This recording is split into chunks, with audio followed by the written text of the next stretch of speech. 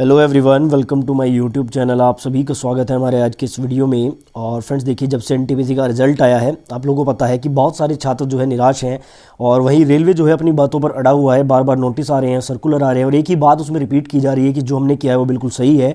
लेकिन छात्र यहाँ पर बिल्कुल भी संतुष्ट नहीं है और बिल्कुल यहाँ पर देखिए छात्रों की जो प्रॉब्लम है वो जायज़ भी है, क्योंकि यहाँ पर जो है 7 लाख यूनिक कैंडिडेट को लेने की बात कही गई थी, लेकिन वहाँ पर 3.84 यूनिक कैंडिडेट ही लिए गए हैं। जैसा मैंने आपको कल वाले वीडियो में बताया था, जो आरआरबी मुजफ्फरपुर के चेयरमैन हैं उन्होंने खुद बताया है कि हमने जो है लगभग 4.25 लाख के करीब जो है वो स्टूडेंट लिए हैं जो यूनिक रोल नंबर हैं।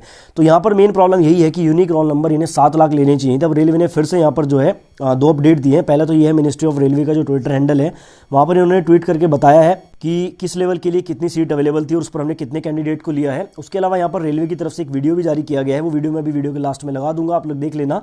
और उस वीडियो को मैंने छोटा करके लगाया है ताकि आपको पूरा वीडियो देखने में ज़्यादा टाइम ना लगे। अब यहाँ पर बात यही है कि क्या एनटीपीसी रिजल्ट के लिए आंदोलन होगा या नहीं होगा। देखिए, लाखों की संख्या में से छात्र हैं जो बिल्कुल आंदोलन के लिए तैयार हैं। ट्विटर कैंपेन किया गया है, एक बार रिजल्ट नहीं आया है और दोबारा ट्विटर कैंपेन करने के मूड में शायद स्टूडेंट भी नहीं है और टीचर्स भी नहीं है। साथ ही यहाँ पर कुछ ऐसे हमारे छात्र नेता हैं जो बिल्कुल यहाँ पर आंदोलन के लिए तैयार हैं और बहुत सारे स्टूडेंट भी तैयार हैं, लेकिन आंदोलन को एक सही तरीके से करना ये मेन पॉइंट होता है। तो आगे देखिए, आंदोलन होने के पूरे चांसेस हो रहे हैं। बाकी रेलवे इसमें क्या करेगा क्या नहीं करेगा ये अभी तक नहीं कहा जा सकता है, क्योंकि रेलवे बार बार एक ही चीज़ को दिखाकर ऐसा साबित करना चाहता है कि हम इसमें कोई चेंज नहीं करेंगे। लेकिन हो सकता है कि छात्रों के प्रेशर करने के बाद जो है आज इसमें चेंज भी कर दिया जाए। बाकी फ्यूचर में इसके लिए जो भी अपडेट होगा मैं आपको बता दूंगा। अभी आप ये वीडियो देख लीजिए जो रेलवे ने जारी किया है। वीडियो में आगे बढ़ने से पहले मैं आपको बता दूं, ऑलीबोर्ड की तरफ से एनटीपीसी सीबीटी 2 के लिए एक क्रैश कोर्स यहां पर लॉन्च किया गया है जो आपको इंग्लिश और हिंदी दोनों लैंग्वेज में मिल जाता है। यहां पर 145 घंटे से ज़्यादा की लाइव क्लासेस आपको मिलेंगी, जिससे आपकी प्रैक्टिस और स्पीड भी जो है वो इंक्रीज होगी। इसके डिस्क्रिप्शन में दिए गए लिंक पर क्लिक करके तो ये वाला इंटरफेस खुल के सामने आ जाएगा। यहाँ पर आप लोग फ्री में डेमो भी देख सकते हैं। उसके अलावा यहाँ पर आपको टीचर्स के बारे में बताया गया है। साथ ही देखिए, यहाँ पर 145 घंटे से ज़्यादा की लाइव क्लासेज हैं, 30 फुल लेंथ मॉक टेस्ट आपको मिलेंगे। उसके अलावा यहाँ पर आपके PDF नोट्स भी अवेलेबल हैं। तो आप लोग यहाँ पर जो है लॉग इन करके सारी फैसिलिटीज ले सकते हैं। 30% के डिस्काउंट के लिए आपको WIN कोड का यूज करना है, तो अभी जाकर आप लोग इसको चेकआउट जरूर करें। रेलवे रिक्रूटमेंट बोर्ड RRB ने एनटीपीसी भर्ती की CBT 1 परीक्षा के रिजल्ट जारी कर दिए हैं, जिसके बाद शॉर्टलिस्ट करने की प्रक्रिया पर कुछ उम्मीदवारों द्वारा उठाई गई चिंताओं पर RRB ने अपना स्पष्टीकरण दिया है। स्टूडेंट्स, परीक्षा परिणाम घोषणा में धोखाधड़ी की गई है, धांधलेबाजी हुई है, शॉर्टलिस्टिंग तय नियमानुसार नहीं हुई है। खंडन। CEN 1 2019 केंद्रीकृत रोजगार अधिसूचना के पैरा 13.2 के अनुसार उम्मीदवारों की शॉर्टलिस्टिंग प्रत्येक स्तर के लिए अलग अलग विकल्पों और उनकी शैक्षिक योग्यता के आधार पर की गई है। जारी की गई नोटिफिकेशन के अनुसार 13 श्रेणियों के बारे में विज्ञापन दिया गया था, जिनमें स्नातक भी योग्य थे और इनमें से 6 के लिए अंडर ग्रेजुएट भी योग्य थे। इन 13 श्रेणियों को 7वें केंद्रीय वेतन आयोग के वेतनमान स्तरों यानी स्तर 2, 3, 4, 5 और 6 के आधार पर 5 समूहों में बांटा गया था और प्रत्येक श्रेणी के लिए भर्ती की चरणवार प्रक्रिया पहले ही CEN के पैराग्राफ 13.6 में स्पष्ट रूप से बताई जा चुकी है। प्रत्येक उम्मीदवार पात्रता की शर्तों के तहत इन सभी या 13 श्रेणियों में से किसी एक को चुनने के लिए स्वतंत्र था। हर लेवल में 20 गुना रिजल्ट निकाला गया है और एक लेवल में कोई भी रिपीटेशन नहीं है। स्टूडेंट्स, उम्मीदवारों का आरोप है कि नोटिफिकेशन में कहा गया है कि CBT 1 क्वालिफाइंग एग्जाम होगा और रिक्तियों की संख्या के 20 गुना उम्मीदवार CBT 2 के लिए शॉर्टलिस्ट किए जाएंगे। खंडन।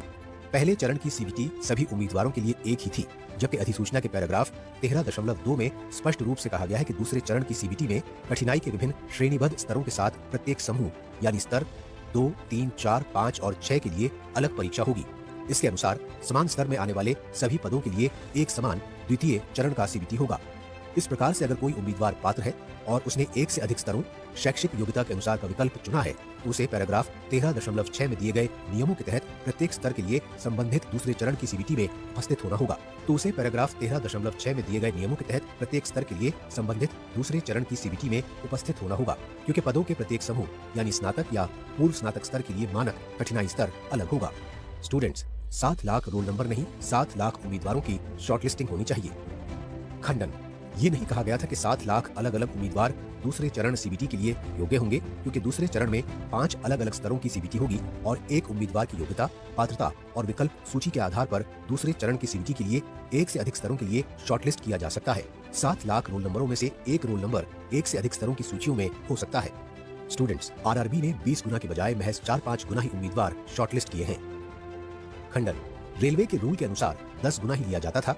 इस बात को ध्यान में रखकर ही इस अधिसूचना में 20 गुना का प्रावधान किया गया था, जिससे कि ज्यादा से ज्यादा लोग रिपीट होने के बाद भी आए। नोटिफिकेशन के पैरा 13 में विस्तृत रूप से अधिसूचित रिक्तियों के 20 गुना की दर से लघु सूचीकरण स्तर पदवार किया गया है। सूची में लगभग 7 लाख रोल नंबर है, जो लगभग 35,000 की अधिसूचित रिक्तियों का 20 गुना है। अगर यूनिक नंबर देखा जाए तो भी ये 10 गुना से ज्यादा है, जो कि रेलवे के नियम के अनुसार है। स्टूडेंट्स, पहले 10 उम्मीदवार एक पद के लिए संघर्ष करते थे, लेकिन अब एक उम्मीदवार 10 पद के लिए संघर्ष करेगा। खंडन। फाइनल रिजल्ट में 35,281 अधिसूचित रिक्तियों की मेरिट लिस्ट होगी, जिसमें 35,281 अलग अलग उम्मीदवार होंगे और किसी भी उम्मीदवार को एक से अधिक पदों पर नियुक्त नहीं किया जाएगा, तथा कोई पद रिक्त नहीं रहेगा, तथा एक कैंडिडेट को एक से ज्यादा जॉब नहीं मिलेगी। स्टूडेंट्स, कुछ उम्मीदवारों को एक स्तर से अधिक के लिए क्वालिफाइड किया गया है। खंडन। प्रत्येक स्तर में ग्रेडेड कठिनाई स्तर को रखते हुए अलग अलग द्वितीय चरण की सीबीटी होगी। एक उम्मीदवार को अगर उच्च स्तर की सीबीटी के लिए सूचीबद्ध किया गया है, उसे निचले स्तर की सीबीटी में उपस्थित होने से वंचित नहीं किया जा सकता है। यदि उम्मीदवार अन्यथा योग्यता में आ रहा है तो स्टूडेंट्स, कट ऑफ बहुत ज्यादा है। खंडन। कट ऑफ नॉर्मलाइज्ड अंकों के आधार पर तैयार किए गए हैं, जो सामान्य रूप से असली अंकों से अधिक होते हैं। कट ऑफ भी उस स्तर पद के लिए अधिसूचित रिक्तियों की संख्या पर निर्भर करता है, क्योंकि 21 आरआरबी में 10+2 उम्मीदवारों के लिए लगभग 10,500 रिक्तियां अधिसूचित की गई हैं, जबकि स्नातक उम्मीदवार सभी 35,281 रिक्तियों के लिए पात्र हैं। 10+2 के लिए कट ऑफ जहां स्नातक उम्मीदवार पात्र हैं, इसीलिए 10+2 के लिए कट ऑफ नॉर्मलाइज्ड स्कोर के आधार पर स्नातक उम्मीदवारों की तुलना में अधिक रहा। स्टूडेंट्स, स्नातक एवं 10+2 स्तर के पदों के लिए पात्र होने का अनुचित लाभ स्नातक उम्मीदवारों को मिल रहा है।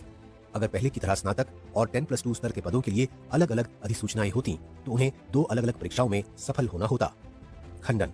समय और ऊर्जा बचाने के लिए स्नातक और 10+2 स्तर के पदों के लिए भर्तियों का एकीकरण किया गया है। साथ ही CBT 1 की परीक्षा के लिए 10+2 का स्तर रखा गया था, ताकि 10+2 स्तर के छात्रों को नुकसान न हो और केवल CBT 2 में ही अलग अलग स्तरों के अलग अलग मानक होंगे।